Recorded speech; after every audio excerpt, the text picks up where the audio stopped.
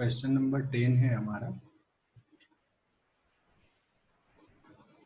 An electric dipole is placed at an angle 30 degree and field intensity is 2 into 10 to the power 5 and experience a torque is 4 Newton into meter. Okay, so the charge on dipole if dipole length is 2 centimeter. तो क्या क्या दिया है हमें? Theta दे दिया और intensity मतलब ई दे दिया है, टॉर्क भी दे दिया है, चार्ज की वैल्यू फाइंड करनी है और जो डायपोल है उसकी लेंथ दे दी है। फॉर्मूला क्या होता है टॉर्क का? Torque is equal to P E sine theta. सारी वैल्यूज रख देते हैं। टॉर्क कितना दिया है? 4 इक्वल टू पी कितना होता है? पी होता है चार्ज इनटू लेंथ। अब लेंथ कितनी दी है डायपोल की? देखो 2 सेंटीमीटर, तो 2 into 10 to the power -2। E कितना दिया है? 2 into 10 to the power 5 and sine 30। सारी वैल्यूज पुट कर दीजिए और आंसर निकाल लीजिए। जल्दी से सॉल्व कर लीजिए। 4 से 2 कट हो गया, 10 टू द पावर -2 है, 10 टू द पावर -5 है और साइन 30 है।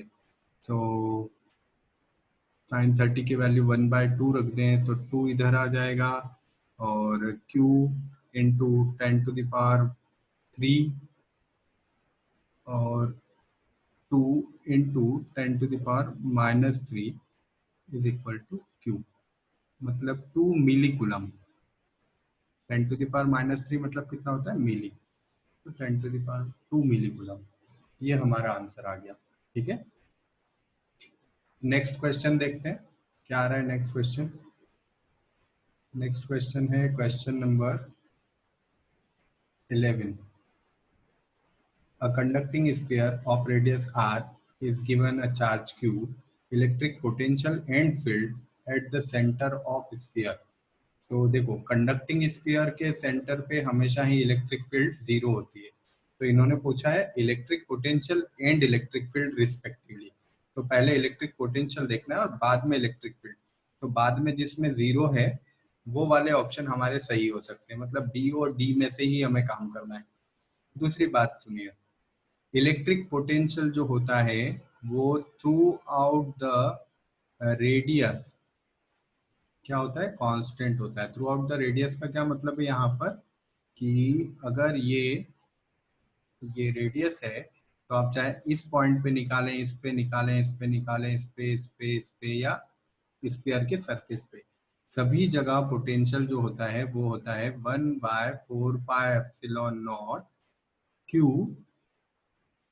क्यू क्या है? जो चार्ज होता है इसकी सरफेस पे कंडक्टर की, 4/r। आर क्या है? Radius of sphere. तो पोटेंशियल है q/4πε0r एंड इलेक्ट्रिक फील्ड है 0। तो ये ऑप्शन हमारा सही हो जाएगा। ठीक है, ये कंडक्टिंग स्फीयर के लिए है ना, ये बातें याद रखनी है हमें। ये कंडक्टिंग स्फीयर है इसलिए इनसाइड इलेक्ट्रिक फील्ड 0 हुआ है। नेक्स्ट क्वेश्चन देखिए, question number 12। A, B and C are 3 points in a uniform electric field. The electric potential is। तो एक बात आप यहाँ पर जो इम्पोर्टेंट बात है वो याद रखिए। क्या है वो बात? Electric potential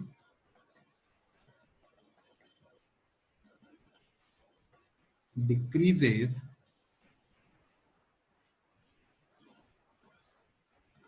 in the direction of electric field. Electric field की डायरेक्शन में इलेक्ट्रिक पोटेंशियल डिक्रीज होता जाता है। तो सबसे ज्यादा किसका होना चाहिए? बी का, उससे कम सी का और सबसे कम ए का। मतलब बी सबसे ज्यादा है, सी उससे कम है और ए सबसे कम है। ठीक है, तो क्या लिखेंगे हम? इसमें देखिए कौन सा करेक्ट आ रहा है। सी मैक्सिमम है क्या? नहीं है। सेम एट ऑल 3 पॉइंट्स, ये भी गलत है। मैक्सिमम एट ए, ये भी गलत है। मैक्सिमम एट बी, ये करेक्ट है। डी ऑप्शन हमारा करेक्ट है। ठीक है, नेक्स्ट क्वेश्चन देखो।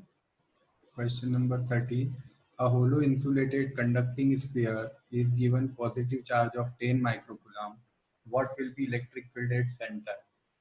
अभी ये क्वेश्चन किया, सेंटर पे क्या होती है इलेक्ट्रिक फील्ड? जीरो। सेंटर पे इलेक्ट्रिक फील्ड क्या होती है? जीरो। ठीक है, लेकिन किस केस में? जब वो कंडक्टिंग स्फीयर हो। तो देखो कंडक्टिंग स्फीयर है, तो इसका मतलब है इसका आंसर सी होगा। ठीक है, ये आया हुआ क्वेश्चन है 98 में। ऑलमोस्ट जितने भी क्वेश्चन हम कर रहे हैं वो सभी किसी ना किसी एग्जाम में आए हुए हैं, सारे मेडिकल की एग्जाम से लिए हुए क्वेश्चन है। कुछ क्वेश्चन ऐसे होंगे जो नॉन मेडिकल के एग्जाम्स के हैं, बट मैक्सिमम क्वेश्चन जो है वो मेडिकल एग्जाम से लिए हुए हैं। ठीक है, तो आप इनको बहुत ही केयरफुली रीड कीजिए, सॉल्व करने की कोशिश कीजिए और इस टाइप के क्वेश्चंस बनाने की कोशिश कीजिए, क्योंकि होता ये है कि पैटर्न तो सारे यही होते हैं, बस डेटा चेंज कर दिया जाता है। नेक्स्ट क्वेश्चन हमको दिया है, क्वेश्चन नंबर है 14। The given figure gives electric field lines of two charges Q1 and Q2. What are the sign of two charges? So एक बात आप प्रॉपर्टीज ऑफ चार्ज जब आपने रीड किया होगा तो एक बात आपने देखी होगी कि जो नेगेटिव चार्ज होता है उससे इलेक्ट्रिक फील्ड लाइन क्या होती है? इन होती है। नेगेटिव चार्ज तो होगा तो उसमें इलेक्ट्रिक फील्ड लाइन क्या होगी? इन होगी, है ना। और अगर पॉजिटिव चार्ज होगा तो इलेक्ट्रिक फील्ड लाइन क्या होगी? इलेक्ट्रिक फील्ड लाइन क्या होगी? आउट होगी। तो अभी यहाँ देख लीजिए इलेक्ट्रिक फील्ड लाइन इन हो रही है या आउट हो रही है? दोनों ही चार्जेस में इन हो रही है, मतलब बोथ आर नेगेटिव। क्लियर? अगर एक भी पॉजिटिव होता तो उससे इलेक्ट्रिक फील्ड लाइन बाहर निकल रही होती, इमर्ज आउट होती। बट अगर टर्मिनेट हो रही है मतलब वो सारे इलेक्ट्रिक वो सारे नेगेटिव चार्जेस हैं। क्लियर? नेक्स्ट क्वेश्चन देखते हैं। क्वेश्चन दिया है, देयर इज, क्वेश्चन नंबर है ये 15। तो हाँ 15 क्वेश्चन है। There is an electric field E in x direction if work done on moving charge 0.2 coulomb through a distance of 2 meter along a line making an angle 60 degree with x axis is 4 joule, then what is the value of E? Question में क्या दिया है? Electric field है x direction में। ठीक है, x direction में electric field है, ये ऐसा इलेक्ट्रिक फील्ड हुआ। और जिस डायरेक्शन में इलेक्ट्रिक फील्ड होता है उसी डायरेक्शन में इलेक्ट्रिक फोर्स भी होता है, ये बात आप ध्यान रखिए। फिर work done in moving a charge, so Q की वैल्यू कितनी दी है? चार्ज की वैल्यू दी है 0.2 coulomb, distance of 2 metre with making an angle 60 degree. तो जो डिस्प्लेसमेंट है या डिस्टेंस है वो कैसी है? 60 डिग्री के साथ है। ये है डिस्टेंस, कितनी है? 2 मीटर है, ये 2 मीटर है। ठीक है, with x axis and work done is 4 joule. तो अब बताइए वर्क डन के लिए फॉर्मूला क्या पढ़ा था आपने? 11th क्लास का फॉर्मूला है F S cos theta. F कितना है? एफ हो जाएगा क्यू इंटू ई। एस कितना है? 2 metre. Cos theta, cos 60। Q की वैल्यू भी रख देते हैं, डब्ल्यू की भी रख देते हैं। डब्ल्यू की वैल्यू 4 जूल दी है, क्यू की वैल्यू है 0.2, ई की वैल्यू हमें फाइंड करना है, इंटू 2 इंटू कॉस 60 1/2। 2 से 2 कट हुआ, यहाँ पर हमारे पास 4/0.2, ये इलेक्ट्रिक फील्ड आया। और ये कितना होगा? ये हो जाएगा 20 न्यूटन पर कूलम। 20 न्यूटन पर कूलम, ये आपका आंसर हुआ। ठीक है, किसी भी क्वेश्चन में कोई भी प्रॉब्लम आ रही है मुझे कमेंट करिए, उसी टाइप के सिमिलर क्वेश्चंस का एक और वीडियो लेक्चर बना के हम अपलोड कर देंगे। ठीक है, और क्वेश्चंस को करने के जो तरीका है वो मैं आपको बता चुका हूँ। क्वेश्चन देखिए, पॉज कीजिए, खुद ट्राई कीजिए, उसके बाद में उसका सॉल्यूशन देखिए।